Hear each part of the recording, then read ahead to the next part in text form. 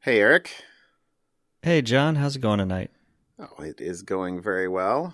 Welcome to Mostly Security, Welcome. episode 60. 60. I'm trying my new mic tonight. A new mic, Yes. because one I mic is not enough. I'm pretty sure that I'm going to go beyond. This is now mic number 3 if you count the cheap $20 one we started with. Oh, I guess that's true. I'm not counting that. I don't even know where mine is. I don't think I threw it out because I don't tend to. It's not bringing me joy anymore, so I should throw it out, but I don't know where it is.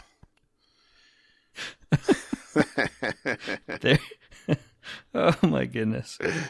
There's a pop culture reference. There is a pop. I have actually watched some of those episodes, which is kind of fun. And yeah, I need to maybe not the whole thanking the house and thanking the stuff, but yeah, I need to. My office, my life could use a purge of stuff for sure. But not bee stuff. How are the bees? I actually have a list of things that I want to buy. And For your bees? Yeah. Well, it's in the, the winter doldrums, so I've read a bunch of blogs, and I've I don't know, I actually have a couple things I want to try this spring, and so yeah, I got a All little right. list of things I'm working on though. The bees, to answer your actual question though, the bees are still alive, which is amazing because I don't know how they survived losing the the roof of their house and getting rained on.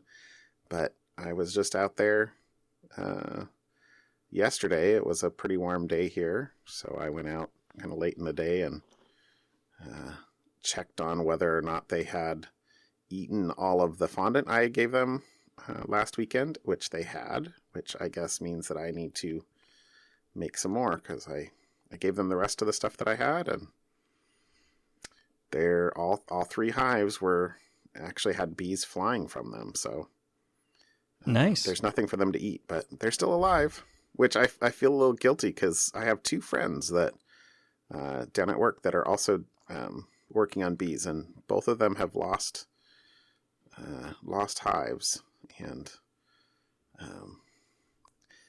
my fingers are crossed. I'm babying them along. We'll see.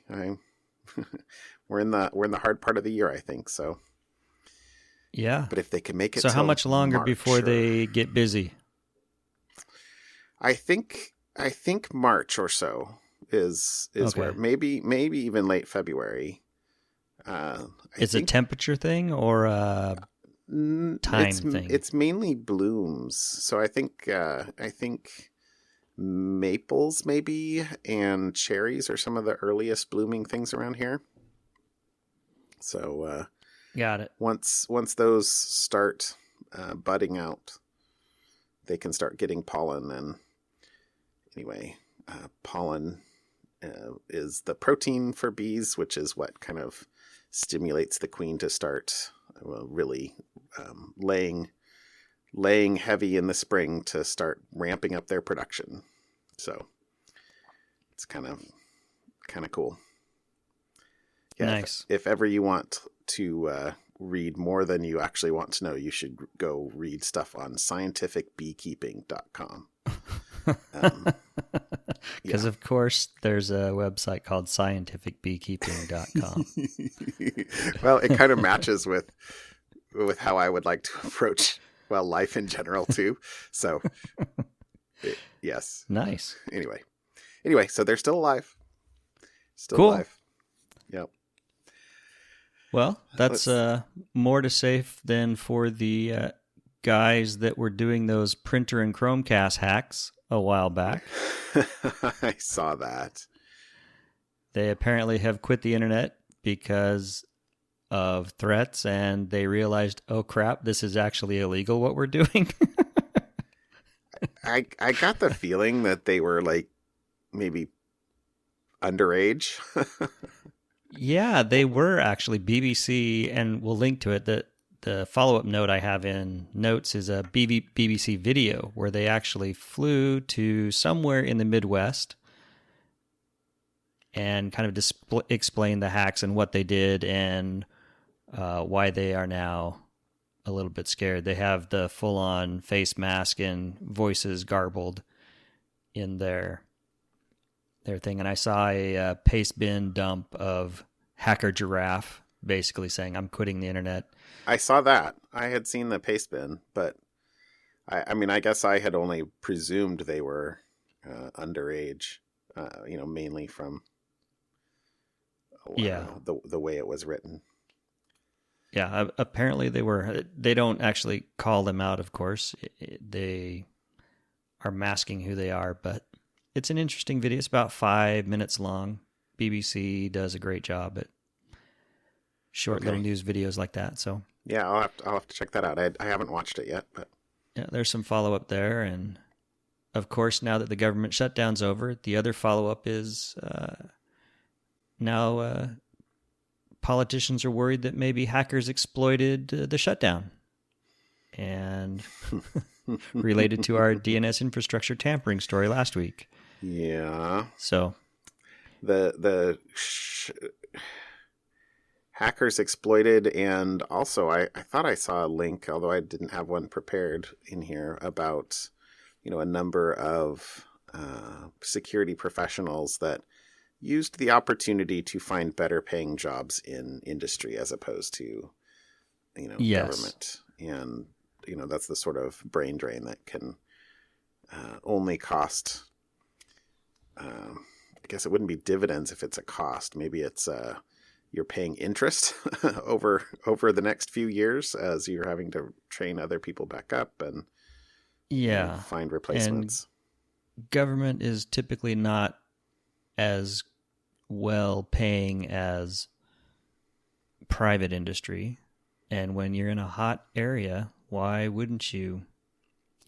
You can only be sorry, you have to cut this part out because I was going to say you can only be altruistic so for so long.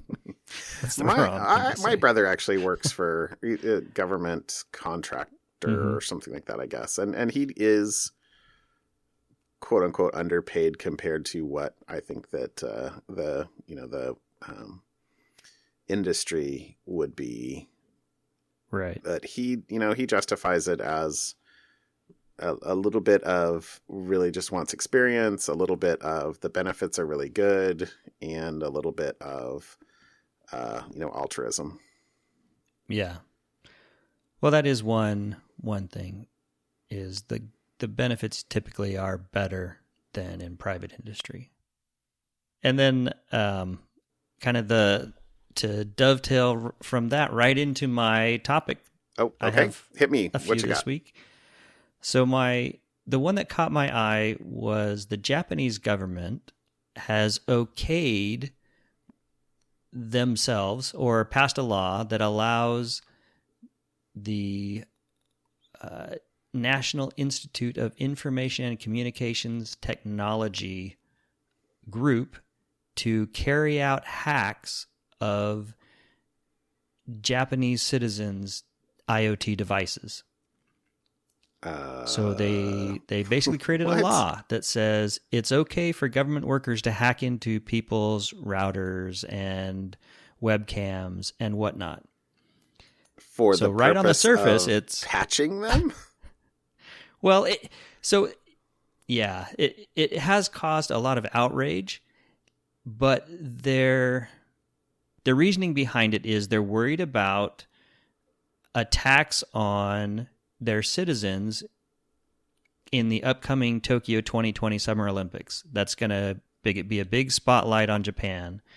And so they're worried about those kind of attacks. And so what they have decided to do is allow the government to go and scan I think they've found 200 million IoT devices, routers, web cameras, and just trying default passwords. And if there's a default password or it's easy to get into it, they will notify the ISP for that citizen. And then the ISP will then, I don't know if it'll be an email or somehow notify that person that, hey, you need to fix your devices because they are using default passwords, or they can be hijacked, or things like that. So they're not quote unquote hacking them or modifying them. They're not mutating them. They're just attempting to log in with default passwords to, right. identify potential basically botnet devices. Yeah, they're trying to do basically what hackers would do. What Mirai did. Yeah, go find the easy devices and then use them in a botnet. Well, they're not going to use them in a botnet. That hackers would use them in a botnet or whatever. They're trying to get ahead of the problem by proactively finding the devices before the hackers do and convincing citizens to make changes. So, I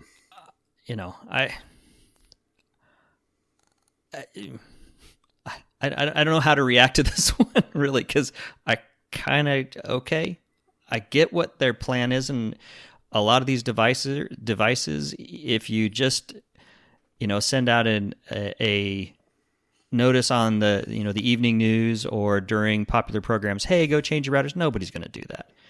But if your ISP says, hey, we just hacked your own device, or the Japanese government has hacked your device, please go change the password. I don't like using that word. Has identified your device as a device using weak credentials, and it will be taken. Fair enough. Yeah. Fair enough. The Japanese government has discovered you have weak security in devices that exist in your home. Please go fix them before the hackers show up in 2020, and that's all we talk about as part of the Summer Olympics. So that was story number 1. Interesting. I don't know. I think this is kind of like a red team for a country. Yeah. Yeah. So anyway, that was last week. I think that I saw that late last week, and I thought, well, that'd be a good story to talk about. Yeah, it's a good thing nothing else has happened this week. That's exactly what I thought. If nothing else happens, this is a pretty good one because it's up my alley. It's what I like. And then people started FaceTiming, doing group FaceTimes and eavesdropping on people. So if you haven't heard, I read that. There was a FaceTime bug. Well, let me rephrase. There is a FaceTime bug with group FaceTime. So Apple recently with 12.1, I think, iOS 12.1 introduced group FaceTime, which allows you to have a FaceTime video call or audio call, I assume, with multiple people. It's like a feature people have been asking for forever. They want to do... In fact, it was announced at WWDC, but didn't ship with iOS 12 in the fall. It took a little bit longer. Yep. And then apparently what had happened was a teenager, a kid, was trying to... I wish I had... I read this. A kid was doing it, and his mom apparently was a lawyer. Yep. And she tried to figure out, how do I contact Apple and tell them that they have a pretty bad bug? Well, the kid was playing Fortnite, right? That's what it was. And was trying to talk with one of his friends. So he hit FaceTime with one of his friends who wasn't answering. So he didn't hit the hang up button. He swiped up to add another friend who answered, and then they realized that they could still hear the phone ringing at their, the first friend's house. So they basically had added when they added the, I guess, third person, if you count the first person being the one that was calling, when they added the third person, the audio was turned on for the initial recipient. And without them having touched their phone in any way, shape, or form. So very, very bad bug. Right.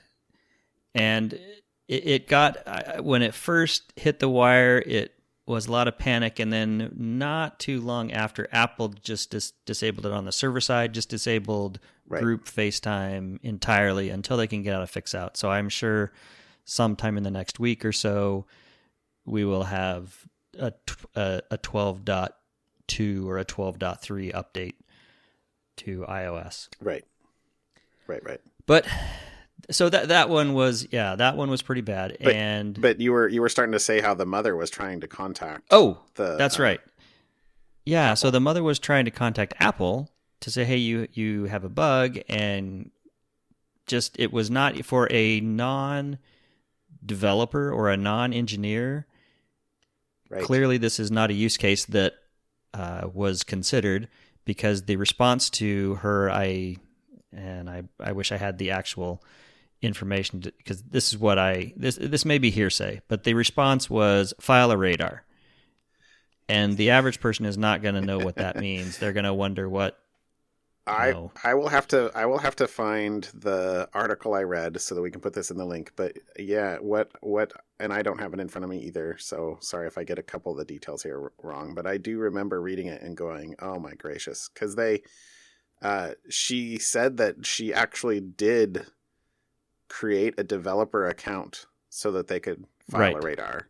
So they could figure out. They went through the whole process, and she emailed Apple support, and she emailed security@apple.com, and eventually she sent a physical letter on, company letterhead, and they had recorded a YouTube video demonstrating it, and it was at a private link. But the article that I read,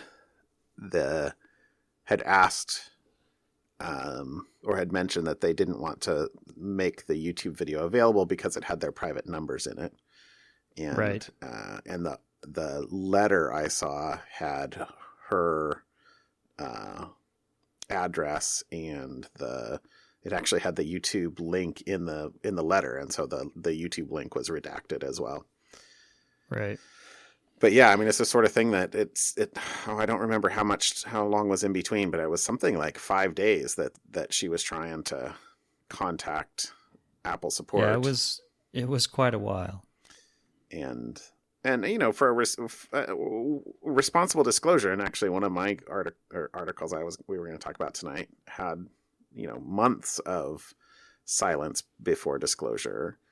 But, for a quote unquote normal human, they've never heard of, I'm sure, responsible disclosure policies. And when you're, when you're getting the face palm for what's going on, what do you expect them to do? So, I mean, in a certain way, I mean, I also am sure that Apple gets hundreds or thousands of bogus things a day as well. I mean, I'm sure that they have a spam issue, but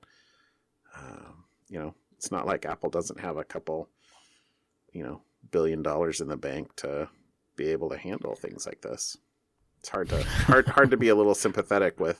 Right. This is the sort of thing that you can throw resources at. And I think actually Apple just posted their results yesterday, and I think they had a net of $130 billion in cash. Yeah, they're not hurting. Yeah. For money. The quote unquote bad results for the bad quarter, and we had to move the estimates down, still had them making, 80 some billion dollars in 90 days. Yeah. Or not making, sorry, grossing. Probably should be a little more precise on that. Which that's a lot of money. Yeah. And so good for Apple. They were able to fix it or mitigate the issue at the server side until they can get out a fix. Yep. But that's pretty bad because once it started to hit the internet, before Apple blocked it, you could make a call to somebody, start a FaceTime video call with somebody, before they even answer, swipe up, add yourself. You don't have to add a third person. You can just add yourself to the call, and it'll basically open the mic to that remote phone. So a nice little piece of spyware, if you will, if you want to spy on somebody. And it's amazing it took that long to find it, honestly. Once it's out on, 500 million devices. Exactly. But not to be outdone. Hold my beer. Facebook. It was revealed that Facebook has, since 2016, and this ties in with Apple, has been paying users, in the prime, age range for advertisers, the 13 to 35, $20 a month plus referral fees to sell their privacy. So Facebook would call me up and say, somehow Facebook would get a hold of, well, not me, I don't fit in that 13 to 35 range, but they would call up my daughter and say, hey, we'll pay you $20 a month if you just install this app. To $20 a month. I would love to know the that's right. The distribution. Up to $20 a month to just install this little app called Facebook Research. And I'm sure there was a huge eye chart that told the users everything they were going to do. But apparently they did things like asking users to take screenshots of their Amazon order history page. They had all sorts of things that they were monitoring. And basically, they were using private APIs because they were distributing it outside the App Store. Right. You didn't go to the App Store to get this. You were getting these apps through what Apple calls their Enterprise Developer Program. Mm-hmm. And the Enterprise Developer Program is built for companies to distribute apps internally to the company. And that's actually in the license agreement that you sign when you become an enterprise app developer. So big companies will build internal apps to access internal systems for whatever reasons, and they want to be able to run those on iOS devices, and Apple doesn't allow anything except stuff from the App Store. Well, they don't allow anything unless it's signed by Apple. Yep. And so this Enterprise Developer Program was built for distributing internal apps within organizations, and there were no restrictions on using private APIs or doing things that are unacceptable as part of the App Store. And so what Facebook was doing was they were leveraging their Enterprise Developer Program to distribute apps outside the company. Right. Clear violation of terms. Exactly. And that was the big no-no. So real-time follow-up from Apple, who very shortly after this news broke, they revoked Facebook's Enterprise Developer Certificate. Now, this didn't just block that one app from working on the phones of those 13 to 35-year-olds getting up to $20 a month. It blocked every internal app Facebook has as well. I don't know how many they have, but a company the size of Facebook probably has a few. Yeah. And I saw also mention to probably blocking beta versions of all of their other apps too that they're running internally. I appreciate that Apple actually did it. Typically you think companies the size of Facebook, they'll call Apple up and say, hey, come on, we need to do this. Sure, we'll fix it. Sorry, slap our hand. This was not just a slap on the hand. It remains to be seen if Facebook gets their enterprise certificate back or if they get to do anything again. But, I'm sure they'll just generate another one. But well, Apple will have to approve it. Yeah. Well, but yeah, I saw David Heinemeier Hansen has been on a crusade. About the evils of Facebook lately. And yes. I do not disagree. But I Come join me, I, John. I do not think. I mean, I think it's wishful thinking to call for Apple to actually remove the Facebook app from the App Store, which was one of the things that. Well, I wonder how bad that actually would be for Apple, because Facebook is still a web app. You could still log in to Facebook via the Safari browser, and iOS devices could still, for those people who wanted to, could still see Facebook content on iOS devices. So I don't think it would be, maybe there might be an antitrust issue there with Apple, or I think that it would.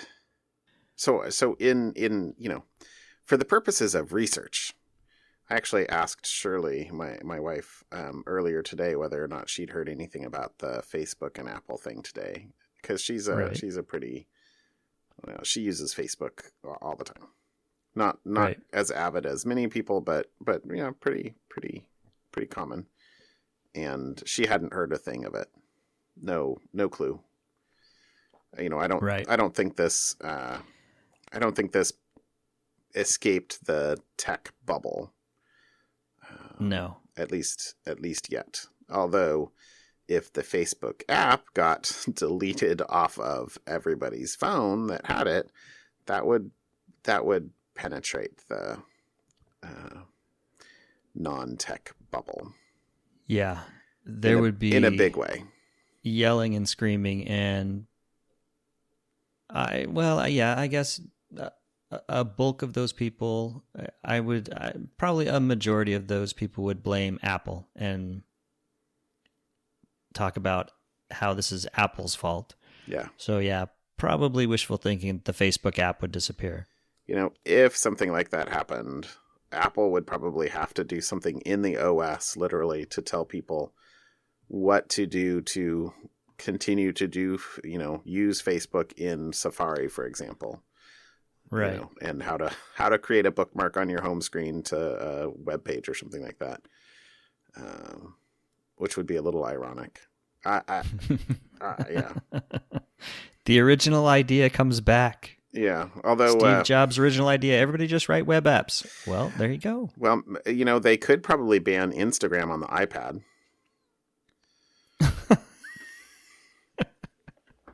Kind of a long-standing joke that Instagram still doesn't have an iPad app. No, and where do you want to view pictures? Certainly not on a nice, big, pretty screen.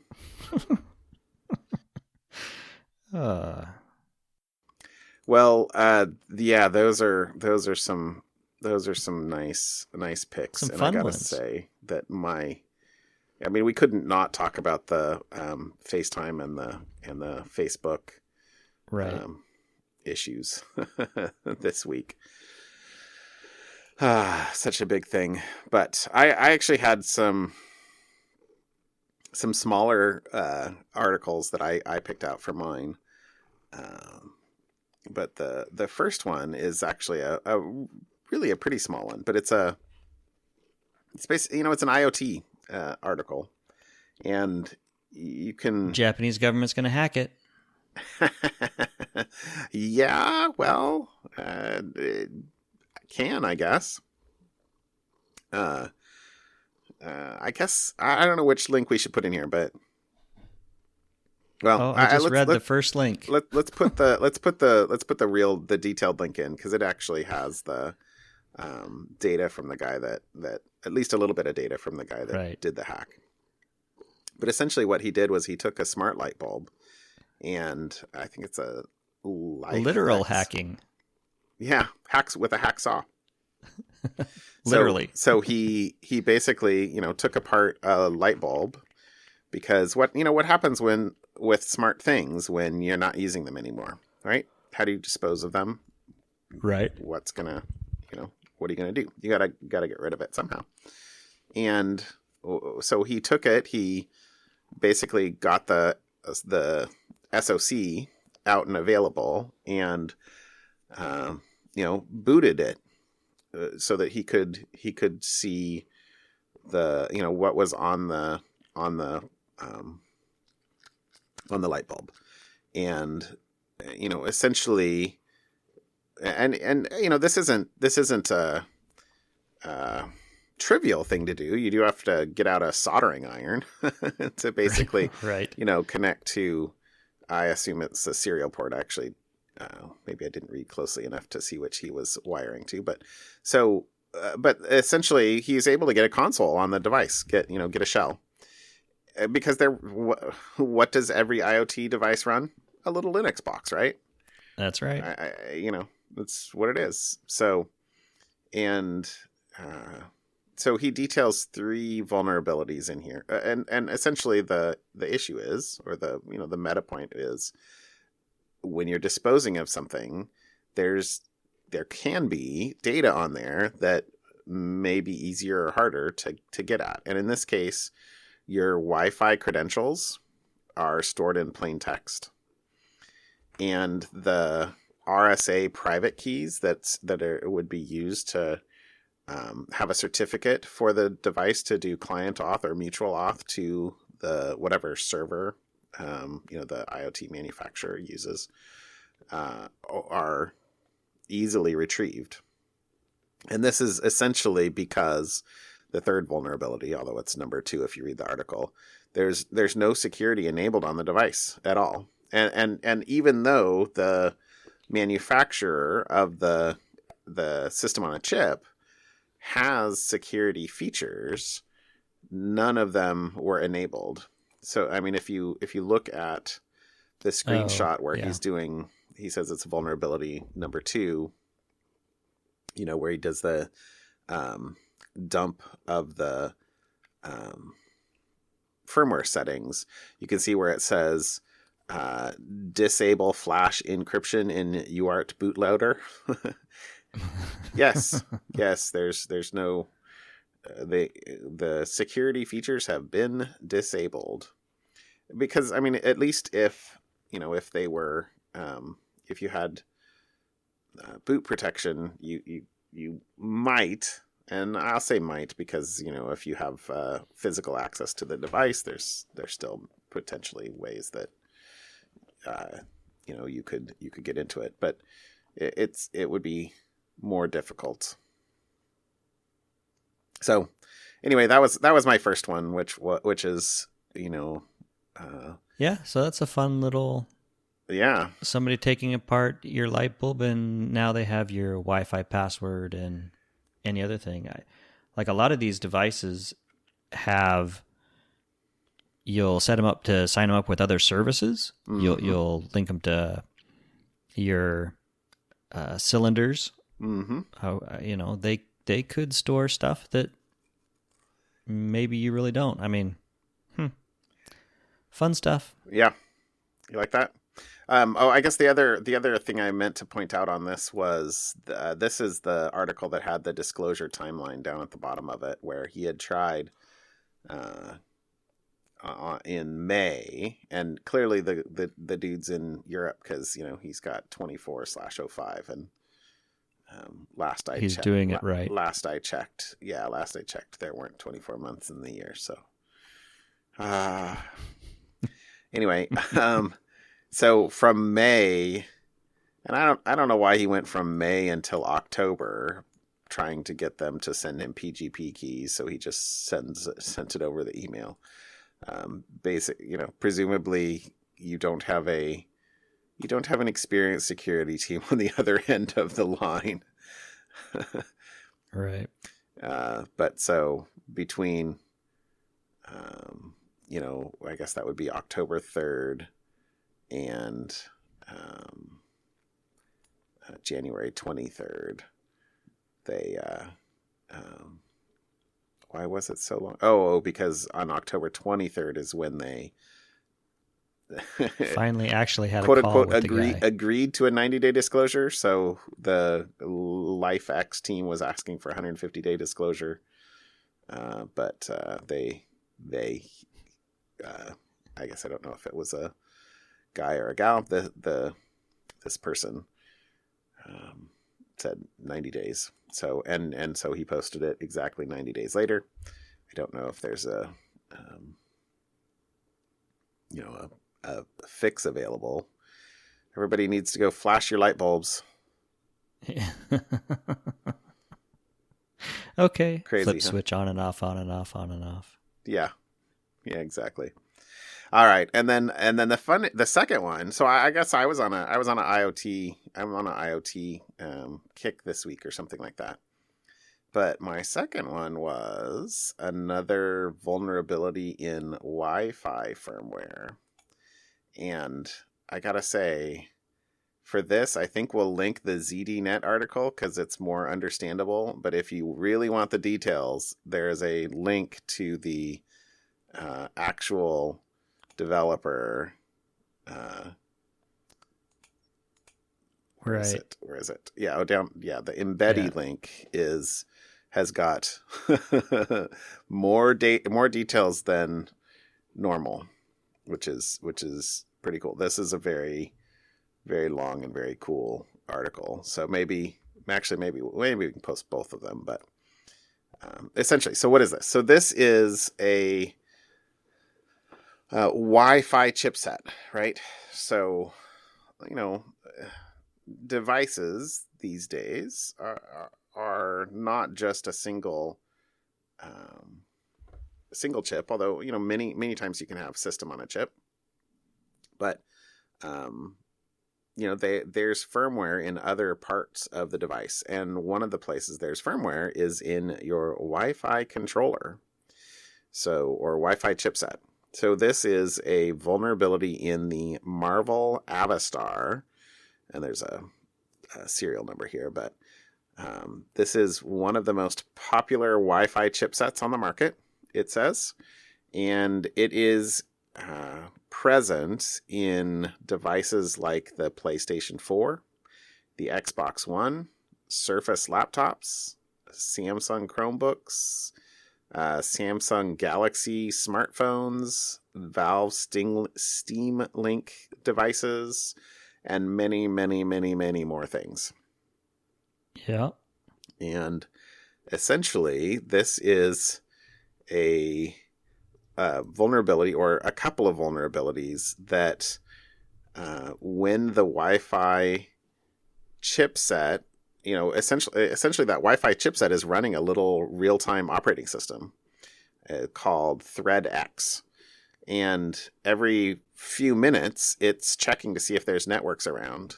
And if an attacker sends a malformed Wi-Fi packet to a device that's running this, or that has this embedded chipset, they can get it to malicious execute code and take over the device. So just by sending a bad response to a Wi-Fi query from the chip, yes, whatever that bad response is can execute code. Or if you craft your bad Wi-Fi packet, yes, in such a way it'll execute code. Oh, nice. You like that? So this is completely. What if you had 3 feet of concrete between you and the device? Thanks, Adhar. Yes. Nice reference. That's good. Yeah, I don't think, presume so long as the concrete is thin enough that the Wi-Fi signals can get through. Yes, you're good to go. So, this is the sort of thing that is something that I don't think most people think about and realize just how much software is where, and how many different devices or portions of devices interact with each other, in our daily lives. So the details in the exploitation or the document are very cool, very interesting. But the initial reading of this, and I think I saw this last week, so the article appeared to have been updated since I had read it the first time. But Express Logic is evidently the company that makes the ThreadX operating system. And they issued a statement to ZDNet that said, contrary to the initial reading of the article, when I first read the article, that said that one of the vulnerabilities was in the ThreadX operating system itself. Right. The statement that got issued at least said that there was, it wasn't in the ThreadX, but purely in the application layer. But so, okay, but the data point that I thought that was interesting here was, quote, so the 6.2 billion deployments using the ThreadX RTOS are not vulnerable. So when I was listing out devices earlier, I don't know how many PlayStation 4s are on the market, but it's not few 6.2 billion. Tens of millions. Yeah, it's not 6.2 billion, but 6.2 billion is a lot of devices. And I'm sure that that's devices that are using the RTOS, not necessarily this particular Marvel Avastar. I'm sure that that's many different types of and versions and right. and revs of the various Wi-Fi chipsets. But anyway, I thought that was a nice quote unquote big number. So. Yep. All right, man. We're going long here. So, got something fun for me tonight? My something fun is really short. Oh, well, that's good because I have two. I mentioned to you a couple weeks ago, I thought I had missed the Portland Auto Show. So you did. I've been going to the Portland Auto Show with my son. His birthday is right about the Portland Auto Show every year. It's the first or third week of January is usually when the auto show is. And so we've been going kind of as a thing since he was 2 years old. Wow. And so this year we went, I thought I had missed it, but we went this last weekend and he's now 13. I tried to get him to recreate some of the videos we took of him, when he was 2 years old, climbing into the back of pickup trucks, hopping into cars, and he would always say, "Closed door, Daddy." And he didn't want to. I don't know why. Well, because he's 13. Wouldn't want to do that. FYI. But and I guess so we can just link to the Portland Auto Show. It's probably like just about any other auto show. But the one thing you should go look at is the compact camping trailers. Okay. They were really cool. Yeah. I thought, just they were small. These are like the little teardrop things that I've seen towed behind small SUVs kind of thing. Yes. Yeah. They're pretty fancy for a small little camping trailer kind of thing. Yeah. I think I could actually get my family more interested in camping if I had one of these. Oh, really? So we shall see. I have no place to put it, but anyways, that's my something fun. Okay. Auto shows are fun. I'll have to check it out. Camping trailers, the little compact. It's like, remember the fad, I guess, last year, or I guess not a fad, but it was all the rage on TV, tiny houses. Yep. These are like tiny camping trailers. I've actually seen some. I've looked closely at one at one point, but it was like a project thing. It was all wood, and it was like somebody had clearly spent way more time and money on it than but a project of love. But anyway, yeah, I'll have to check it out. They're fun. That's cool. My something. We love camping, so and yeah. It's we good. talk about camping. It's nice to have a trailer. We go camping all the time in the summer. Not so much in the winter. Not around here. Yeah. It's all wet. All right. I have two something funs, and I kind of got to get them both out. But otherwise, there's so much fun stuff every week. What are you going to do? So, okay. So the first thing, and so I'll try not to spend too much time on this, but I've had this like going way back series of fun things here lately. So last week was the Sound Blaster card, right? I think that was last week. Yep. Okay, so this is related kind of. So you're going Atari 2600. This is no, this is DOS joysticks. How do you think how do you think DOS joysticks determined how far back you were pulling on the joystick? You'll never. It's crazy. It was just a 1 and a 0, right? Isn't it? Just well, if I'm going up, that'd be like a 1, and right is a 2, and down is a 3, and left is a 4, or something like that, right? Well, but how yes-ish. So there was a bit for like forward and a bit for back. But how do you know how far back you pulled and how far forward you were pushing? It was determined based on how long it took for the bit to clear. So basically, you'd push forward, and if you pushed forward just a little bit, then the bit would flip to 1 and then would go back to 0 in a smaller amount of time. But if you pushed farther forward, it would take a little bit longer. So basically, the joystick controllers were pulling for, he's pushing forward, but how far is he pushing forward? Oh, he's pushing a lot forward, so I need to go faster.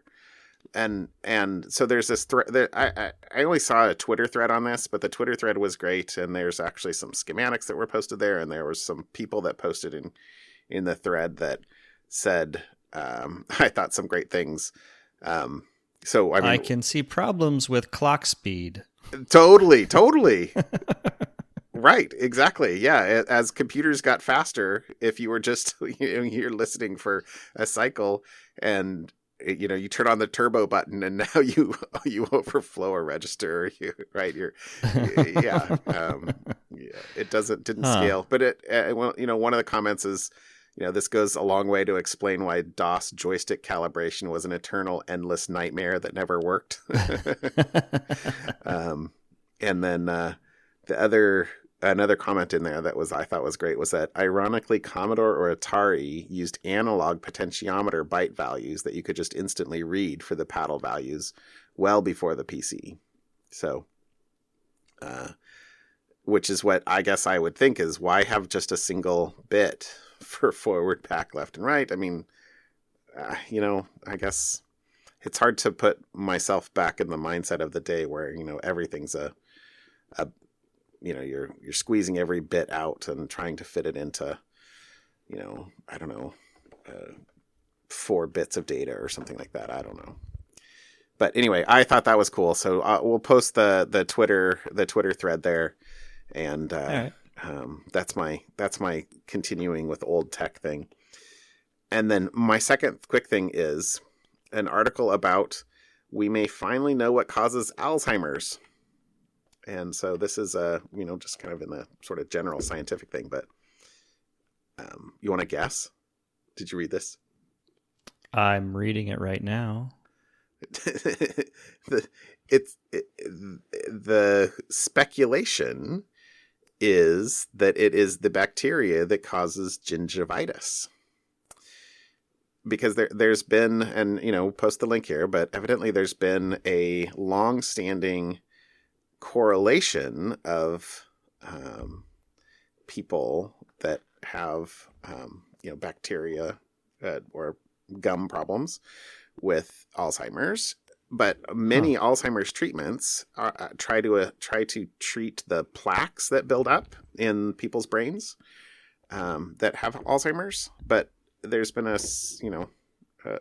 they've struggled to have good success, and this article is presenting info and data that the plaque buildup is actually the body's immune response to bacteria.